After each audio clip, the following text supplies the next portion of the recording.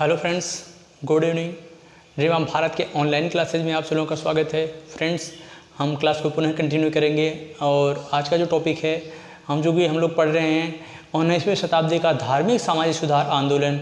और धार्मिक सामाजिक सुधार आंदोलन के संदर्भ में आज एक बहुत ही महत्वपूर्ण टॉपिक पे हम लोग डिस्कस करेंगे और वो टॉपिक है आज का धार्मिक सामाजिक सुधार आंदोलन में हिंदू धर्म का एक बहुत ही महत्वपूर्ण टॉपिक है और यह है दयानंद सरस्वती एवं आर्य समाज।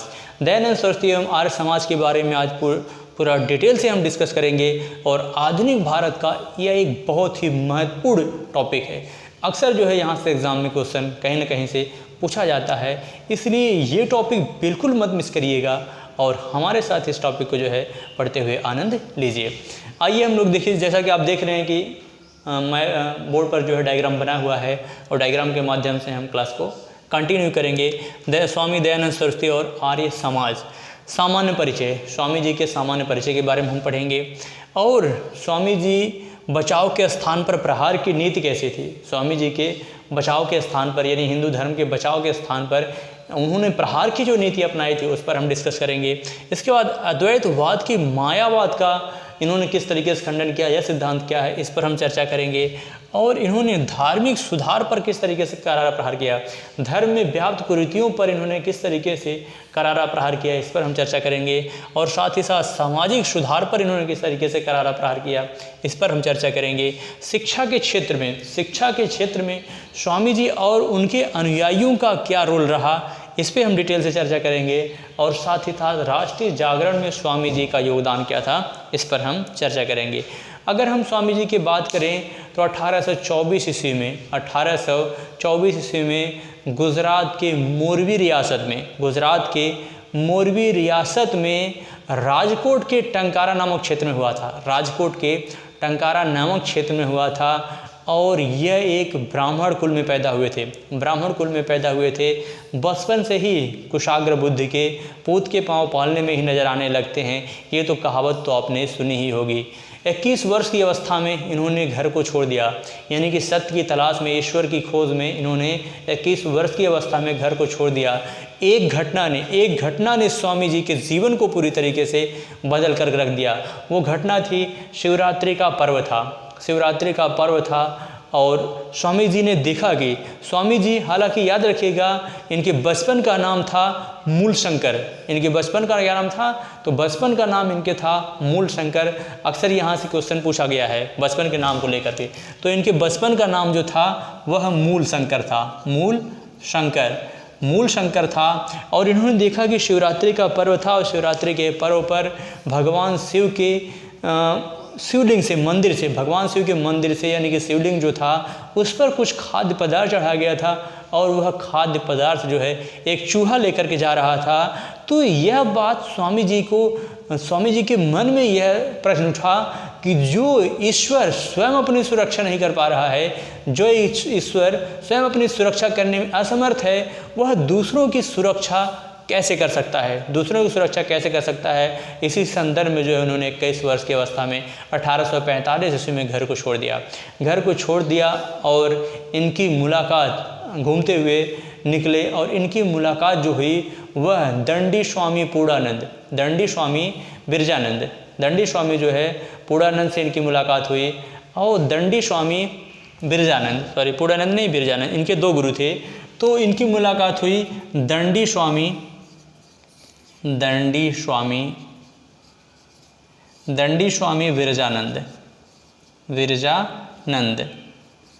दंडी स्वामी विरजानंद से इनकी मुलाकात हुई और दंडी स्वामी विरजानंद से इन्होंने संन्यास की दीक्षा ली और दंड धारण किया। और इन्हीं के द्वारा इनके मूल शंकर नाम के स्थान पर इन्हें स्वामी दयानंद सरस्वती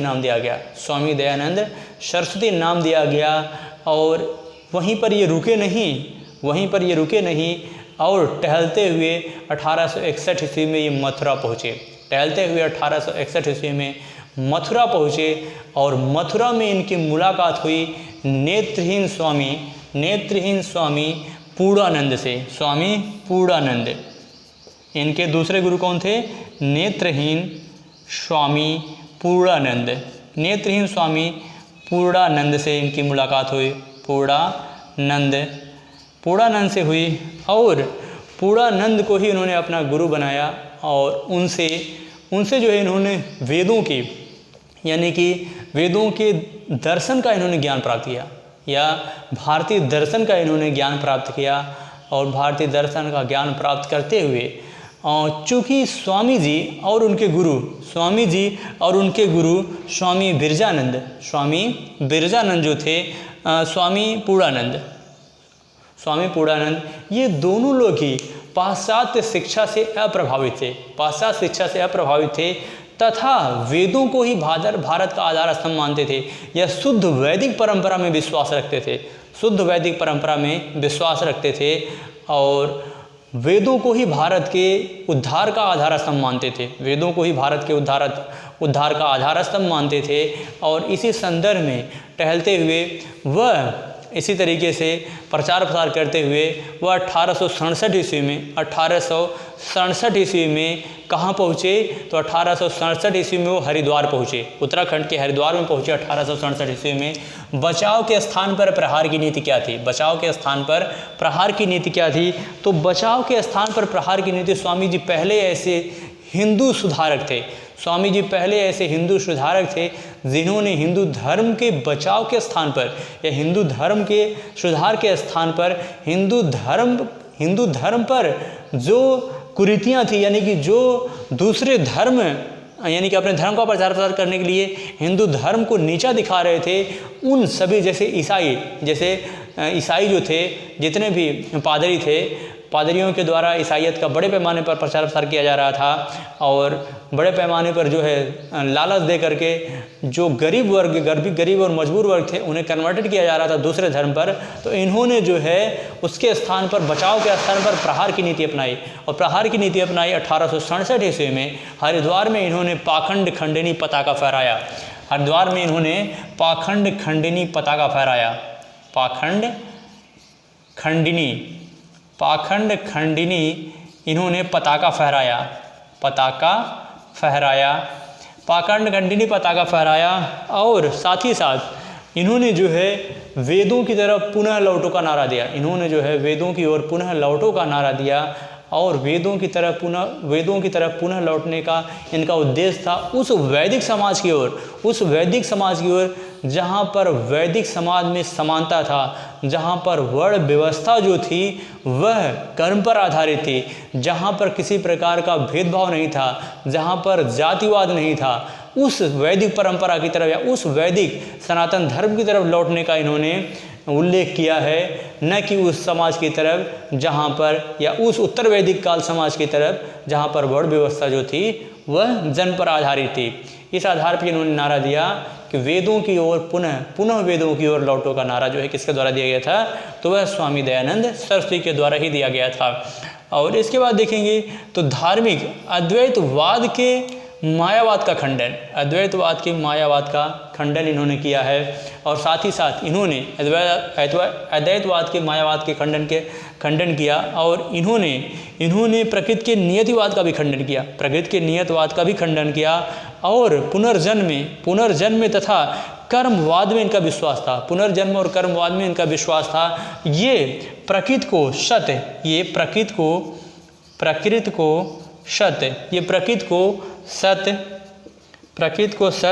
आत्मा को सच्चित प्रकृति को सत्य आत्मा को सच्चित तथा ईश्वर को सच्चित आनंद माना। इन्होंने प्रकृति को सत्य आत्मा को सच्चित तथा ईश्वर को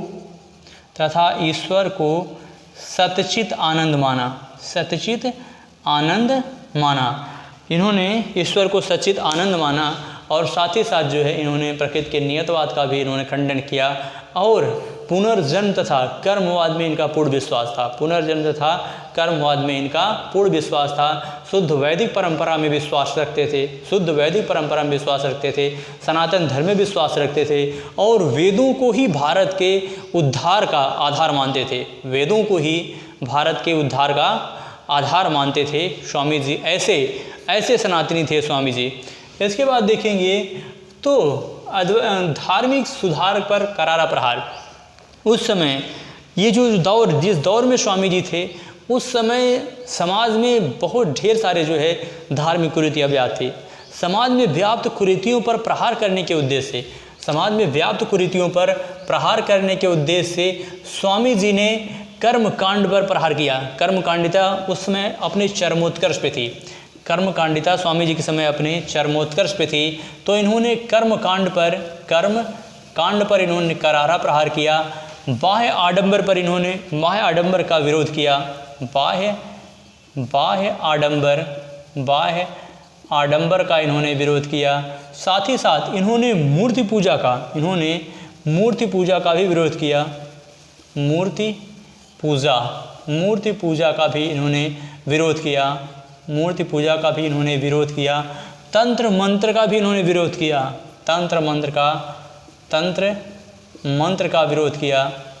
तंत्र मंत्र का विरोध किया। साथ ही साथ बहुदेववाद का भी इन्होंने विरोध किया। बहुदेववाद का विरोध किया। और साथ ही साथ अवतारवाद, बहुदेववाद और अवतारवाद का इन्होंने विरोध किया। यानी कि समाज में व्याप्त कुरीतियों पर करारा प्रहार करते हुए इन्होंने कर्मकांड का विरोध किया। बाह्य आडंबर का इन्होंने विरोध किया। मूर्ति पूजा का विरोध किया। तंत्र मंत्र का इन्होंने विरोध किया। बहुदेववाद का विरोध किया। और साथ ही साथ इन्होंने अवतारवाद का भी विरोध किया। यानी कि धर्म में व्याप्त कुरीतियों पर इन्होंने करारा प्रहार किया। धर्म सिर्फ इन्होंने धर्म के क्षेत्र में या धर्म में व्याप्त कुरीतियों पर करारा प्रहार नहीं किया, इन्होंने सामाजिक क्षेत्र में व्याप्त कुरीतियों पर भी करारा प्रहार किया। सामाजिक क्षेत्र में व्याप्त कुरीतियों पर भी इन्होंने करारा प्रहार किया। और सामाजिक क्षेत्र में सुधार करते हुए इन्होंने बाल विवाह का विरोध किया। बाल विवाह का विरोध किया। पर्दा प्रथा का इन्होंने विरोध किया। बाल विवाह का विरोध किया। पर्दा प्रथा का विरोध किया। पर्दा प्रथा का विरोध किया इन्होंने। इसके अलावा इन्होंने दहेज प्रथा का विरोध किया। दहेज प्रथा का विरोध किया। बहुविवाह का इन्होंने विरोध किया। दहेज प्रथा के साथ साथ इन्होंने बहुविवाह का विरोध किया। इन्होंने जाति प्रथा का इन्होंने विरोध किया। जाति प्रथा का भी विरोध किया। और साथ ही साथ छुआछूत को भी इन्होंने विरोध किया। छुआछूत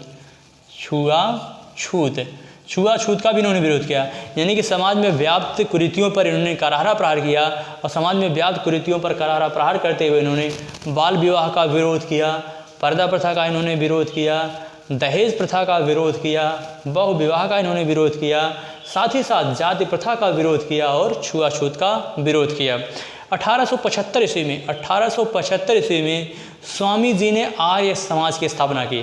स्वामी जी ने 1875 ईस्वी में बम्बई में आर्य समाज की स्थापना की। 1875 ईस्वी में आर्य समाज की स्थापना की। आर्य समाज की स्थापना 1875 ईस्वी में बम्बई में की। कहाँ पे की?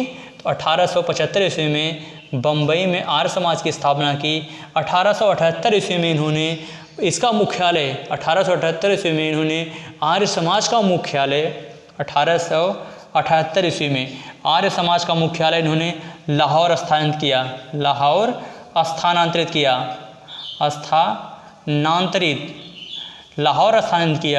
जिस वजह से भारत के पश्चिमोत्तर क्षेत्रों में पंजाब तथा पश्चिमी उत्तर प्रदेश में आर्य समाज का बड़े पैमाने पर विस्तार हुआ। आर्य समाज का जो है विस्तार काफ़ी हुआ पंजाब यानी कि पश्चिमोत्तर भारत में, पंजाब और पश्चिमी उत्तर प्रदेश में। तो 1875 ईस्वी में आर्य समाज की स्थापना बम्बई में स्वामी दयानंद सरस्वती के द्वारा किया गया। 1878 ईस्वी में इन्होंने लाहौर स्थानांतरित किया। इसका मुख्यालय जो है उन्होंने कहाँ स्थानांतरित किया? तो लाहौर स्थानांतरित किया। स्वामी विवेकानंद को उनके कार्यों के आधार पर 19वीं शताब्दी का भारत का मार्टिन लूथर कहा जाता है।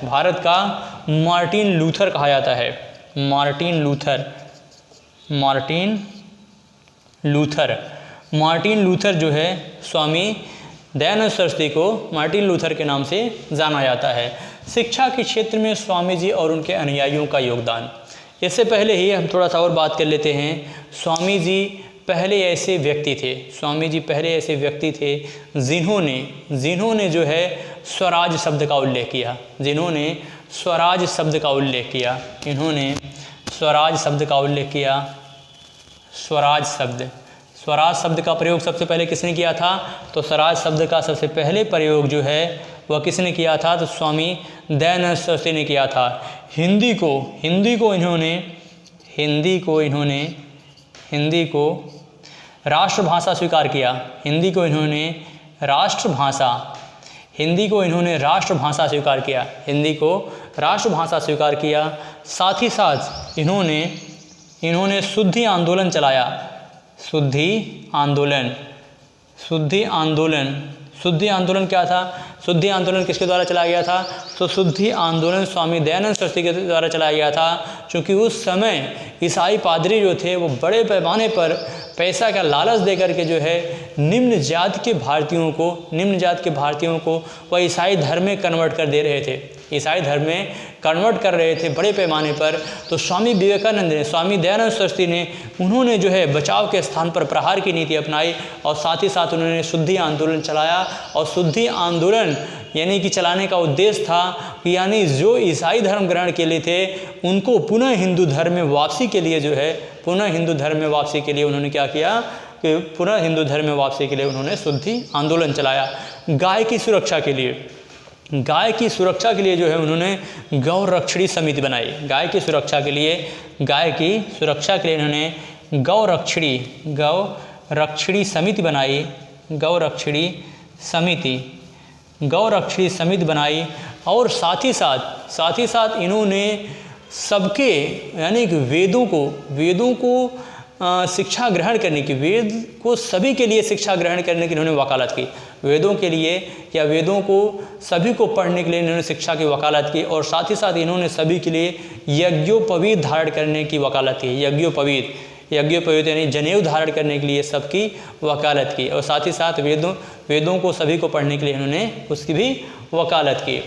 और इसके अलावा देखेंगे तो आगे चल करके शिक्षा के क्षेत्र में स्वामी और उनके अनुयायियों का योगदान। स्वामी दयानंद सरस्वती के द्वारा 1872 ईस्वी में स्वामी दयानंद सरस्वती की, इससे पहले स्वामी दयानंद सरस्वती जितने भी व्याख्यान वगैरह देते थे वो संस्कृत में देते थे और इनकी मुलाकात 1872 ईस्वी में आचार्य केशवचंद्र सेन से हुई। आचार्य केशवचंद्र सेन के ही सलाह पर इन्होंने संस्कृत के स्थान पर हिंदी भाषा को अपना जो है व्याख्यान का जो भाषा उन्होंने चूज किया वह कौन सी लैंग्वेज चूज किया उन्होंने? हिंदी। यानी कि अब इन्होंने हिंदी में अपना व्याख्यान देना प्रारंभ किया और 1874 जो है 1874 ईस्वी में इन्होंने एक पुस्तक की रचना की और वह था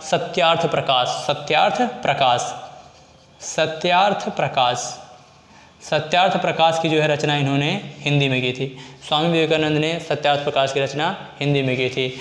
और 1883 ईस्वी में कुछ विरोधियों के द्वारा कांच पीसकर पिलाने की वजह से, 1883 की घटना है, कुछ विरोधियों के द्वारा कांच पीसकर पिलाने की वजह से दिवाली के दिन अजमेर में इनकी मृत्यु हो गई।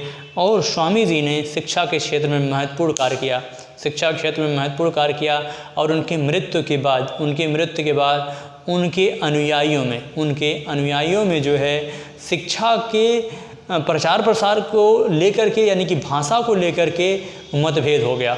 भाषा को लेकर के मतभेद हो गया, जिसमें अगर देखेंगे तो इनके दो जो प्रमुख शिष्य थे वह स्वामी श्रद्धानंद और लाला हंसराज थे। स्वामी श्रद्धानंद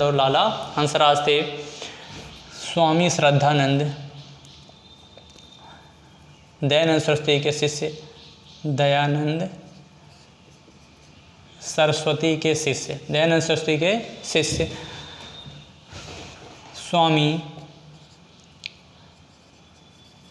स्वामी श्रद्धानंद तथा लाला हंसराज,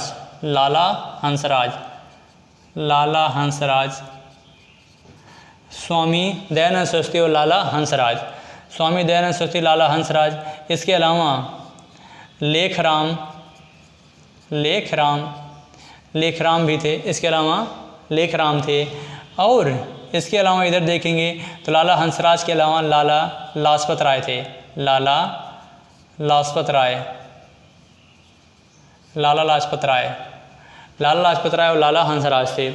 स्वामी श्रद्धानंद जो थे, यह शिक्षा का माध्यम जो बनाना चाहते थे वह भारतीय भाषा को यानी कि संस्कृत को जो है जो शिक्षा का माध्यम बनाना चाहते थे वह संस्कृत को बनाना चाहते थे। यह भारतीय भाषा में शिक्षा देने के पक्षधर थे। जबकि लाला हंसराज और लाला लाजपत राय के द्वारा जो माध्यम बनाया गया वो अंग्रेजी, यानी कि ये अंग्रेजी में शिक्षा देना चाहते थे, अंग्रेजी में यानी कि भाषा जो बनाना चाहते थे वो अंग्रेजी में बनाना चाहते थे। आगे चल करके इन्होंने 1887 ईस्वी में लाहौर में लाला हंसराज और लाला लाजपत राय के द्वारा 1887 ईस्वी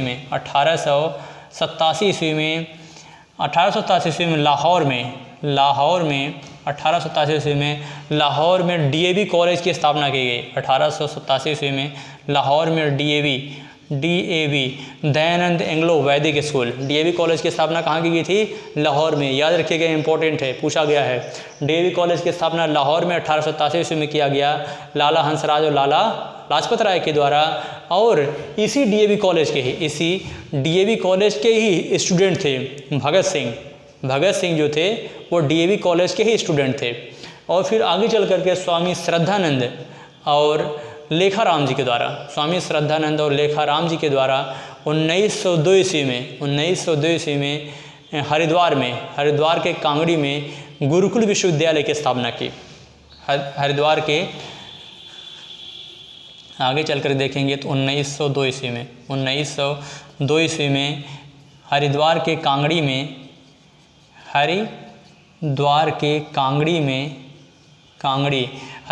कांगड़ी में इन्होंने 1902 ईस्वी में गुरुकुल विश्वविद्यालय की स्थापना की।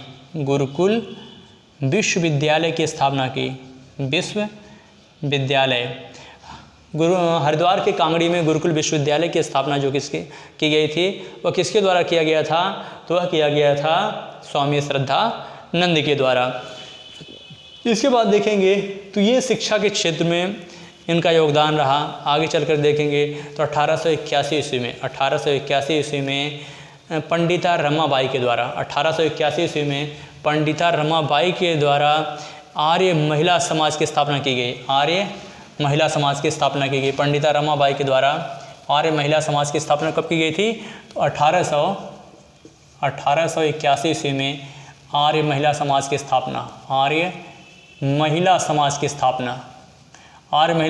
स्थापना। इसके अलावा 1889 ईस्वी में शारदा सदन महिलाओं के सामाजिक स्तर में सुधार के लिए 1889 ईस्वी में शारदा सदन की स्थापना की गई तथा निराश्रित महिलाओं को आश्रय देने के लिए मुक्ति सदन की स्थापना की गई।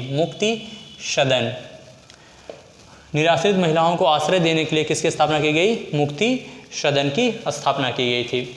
इसके बाद देखेंगे आगे चल कंटिन्यू तो राष्ट्रीय जागरण में स्वामी जी का योगदान। राष्ट्रीय योगदान की अगर हम बात करेंगे तो राष्ट्रीय जागरण में इनका विशेष योगदान रहा। राष्ट्रीय जागरण में या भारत में राष्ट्रवाद को जागृत करने में स्वामी दयानंद सरस्वती का विशेष योगदान, अतुलनीय योगदान रहा। और इन्होंने कहा था कि कोई भी विदेशी राज्य जो है वो कभी भी कितना भी अच्छा हो लेकिन वह सुखदायी नहीं हो सकता है। कोई भी विदेशी राज्य कभी भी सुखदायी नहीं हो सकता है और विदेशी राज्य से बेहतर जो होता है वह स्वदेशी राज्य होता है। विदेशी राज्य से बेहतर जो होता है वह स्वदेशी राज्य होता है। और एनी बेसेंट ने कहा था कि स्वामी जी पहले ऐसे व्यक्ति थे जिन्होंने कहा था कि भारत भारतीयों के लिए है। स्वामी जी पहले ऐसे व्यक्ति थे जिन्होंने कहा था कि भारत भारतीयों के लिए है, भारत भारतीयों के लिए है। यह किसने कहा था? तो स्वामी दयानंद सरस्वती ने। भारत भारतीयों के लिए है, भारत भारतीयों के लिए है, यह स्वामी जी ने कहा था। और आगे चलकर देखेंगे तो 1907 ईस्वी में 1907 ईस्वी में वैलेंटाइन सिरोल, इंडियन अर्नेस्ट का लेखक वैलेंटाइन सिरोल लंदन संवाददाता की तरफ से, लंदन टाइम्स की तरफ से उसने जो है आर्य समाज को भारतीय अशांति का जनक माना था। आर्य समाज को उसने भारतीय अशांति का जनक माना था। और जिसका मुंहतोड़ जवाब देते हुए लाला लाजपत राय ने अपनी पुस्तक में लिखा है, लाला लाजपत राय ने अपनी पुस्तक द वैदिक आर्यंस में पुस्तक में जो है उन्होंने इस बात का उल्लेख किया है। इसके बाद देखेंगे तो इनकी कई पुस्तकें थीं, स्वामी जी की कई पुस्तकें थी, जिसमें आपने देखा कि सत्यार्थ प्रकाश इनकी पुस्तक थी जो हिंदी में लिखी गई थी। इसके बाद वेदभाष्य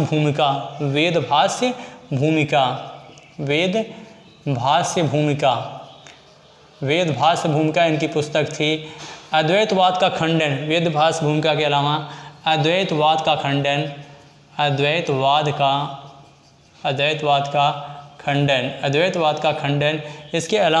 इसके अलावा अद्वैतवाद खंडन के अलावा भी इन्होंने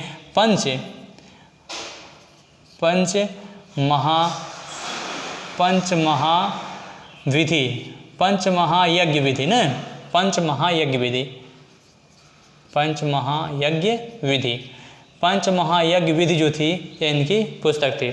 सत्यार्थ प्रकाश फेमस पुस्तक है, कई बार पूछा गया है, हिंदी में इन्होंने लिखा था।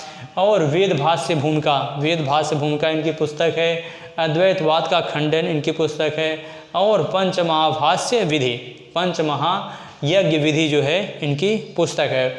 स्वामी जी पहले ऐसे व्यक्ति थे जिन्होंने स्वराज्य स्वधर्म स्वभाषा और स्वराज्य स्वधर्म स्वभाषा इन सब का जिक्र जो किया था वह किसने किया था? तो वह स्वामी जी ने ही किया था। स्वराज शब्द का पहली बार इन्होंने प्रयोग भी किया था। 19वीं शताब्दी के मार्टिन लूथर कहे जाते हैं। स्वामी जी 19वीं शताब्दी के मार्टिन लूथर किंग कहे जाते हैं। इस तरीके से ये टॉपिक यहीं पर कंप्लीट होता है। और जहाँ से जितने भी क्वेश्चन बन सकते थे हमने हर छोटे से बड़े पॉइंट को जो है जिक्र किया। इसी के साथ इजाज़त दीजिए। जय भारत, जय हिंद।